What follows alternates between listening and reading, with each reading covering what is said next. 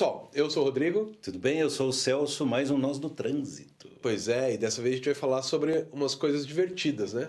Sobre cinto de segurança. Então... Porque a gente nunca fez um programa específico, né? Nunca fizemos. E várias pessoas sugerem e tal.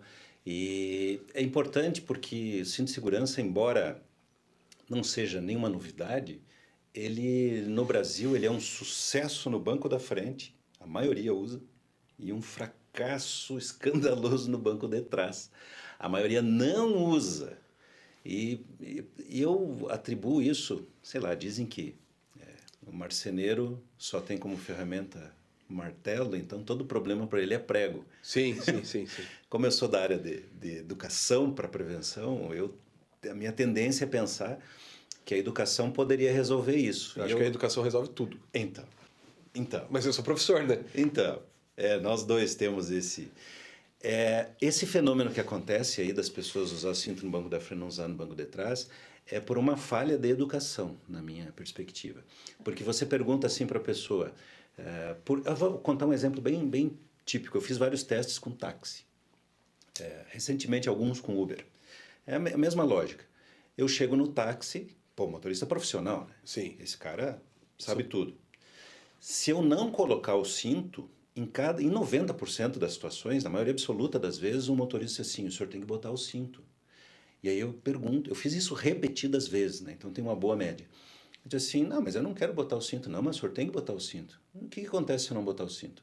Não, alguns até desligaram o carro. Não vou nem sair se o senhor não botar o cinto, porque tem multa. E a multa é de tanto.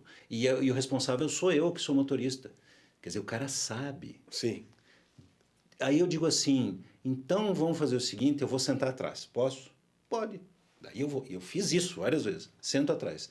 Daí começo a botar o cinto. Aí eles dizem espontaneamente assim, atrás não precisa. Digo, por que não precisa? Veja como isso é revelador. Diz assim, porque aí o guarda não vê. Logo ele só o uso do cinto na cabeça dele é só em função da multa. É só em função da fiscalização. E aí, gente, tem um negócio assim que eu não sei, eu aprendi isso na escola. Primeira lei de Newton, lei de conservação de energia. O objeto em movimento tende a ficar em movimento, o que está parado tende a ficar parado. E se houver uma desaceleração brusca, o que está solto vai continuar na velocidade em que estava até encontrar o obstáculo. Que é o banco. Então. Ou o painel, né? Pois é. Agora, no caso de alguém atrás sem cinto, mesmo que você esteja com o cinto na frente, aquele que está atrás vai vir voando contra o seu banco, talvez a cabeça dele contra a sua. Então, objetos soltos dentro do carro, não importa se é no banco da frente, no banco de trás, dentro do porta-mala, dentro do porta-luva. A lei da inércia está em tudo. Então, não é a lei de trânsito, é a lei da natureza, que essa é implacável. Essa não tem amigo que vai... cancelar a multa, ou não tem por onde sair. Então falta muito educação para as pessoas compreenderem esse negócio do...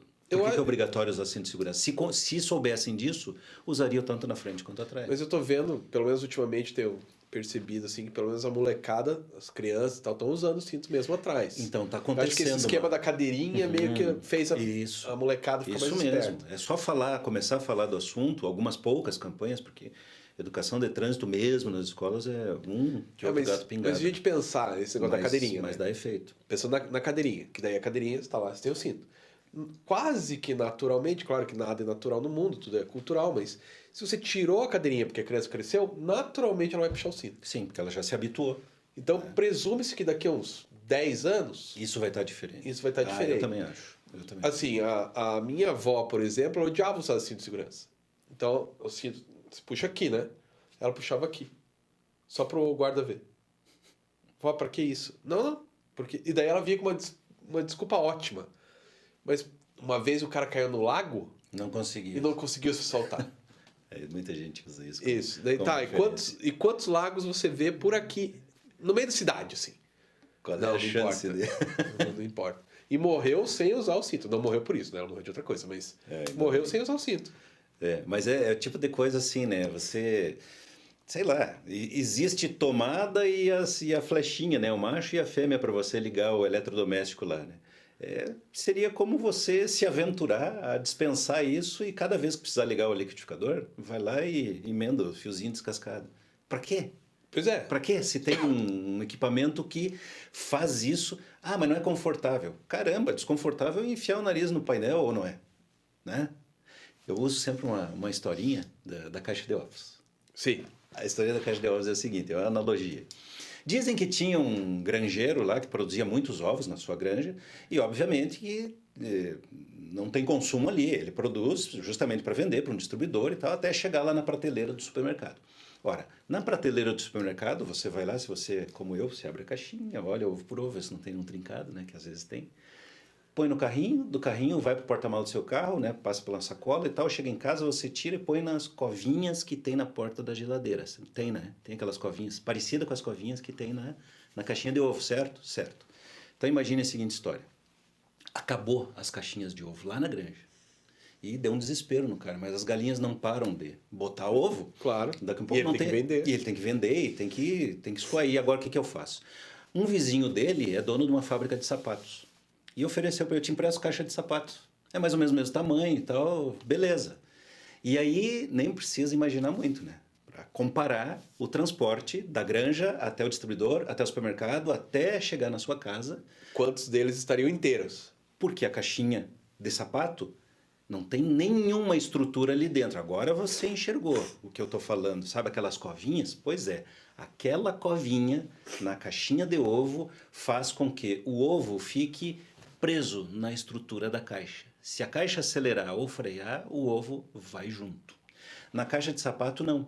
Quando o caminhão acelera, a caixa acelera e o ovo também acelera e ele bate no outro e freia. Então, manter preso a estrutura, que é a função né, pensando aí no ovo, a pessoa, né, é fácil de estabelecer essa correlação. Pois é, o cinto de segurança faz isso. O bom do que os carros tivessem uma covinha assim que a gente se entalasse, ia dar mais proteção até. Como não tem, é desconfortável. E assim, pensa as pessoas de tamanhos diferentes. Se bem que as crianças com a cadeirinha é isso, né? É isso, é bem isso. Então, a cadeirinha é fixa na estrutura do carro e a criança é fixa na cadeirinha, né? Porque tem o cinto. A ideia, na verdade, é muito, muito simples. E se essa regra vale, se é importante no banco da frente, vamos lá, é importante na parte da frente da caixinha de ovo, por que na parte de trás da caixinha de ovo não seria? Né? Então, com esse exemplo meio infantil, mas ele serve para as pessoas pensarem sobre o assunto, queríamos deixar aqui essa provocação. Pensei, né? você usa o cinto do banco de trás? Quando você dirige, tem camaradas, família, qualquer um atrás, você pede para a pessoa botar cinto? Pensa nisso aí. Quando você pega carona com outro carro, você bota o cinto ou pergunta, escuta, cadê o cinto aqui? Né? Quando você anda de ônibus interestadual, porque daí tem um outro programa de falar disso, que ônibus em área urbana está dispensado o uso de cinto. Vê que absurdo, cara. E é assim no mundo inteiro, porque qual é a justificativa? Senão o ônibus demoraria muito e não carregaria todas essas pessoas. Caramba, mas não tem lei da inércia ali? Quem anda de ônibus sabe, né? Uma freada e tal. Daí a justificativa é que ele anda devagar e tal. Então, e alguém até justifica que é todo mundo bem entalado dentro do ônibus já para... Já nem machuca. Ela não machuca. Nem machuca. Muito bom, participa. Então, beleza, pessoal. Comenta ali embaixo. Até mais. Até mais, até o próximo.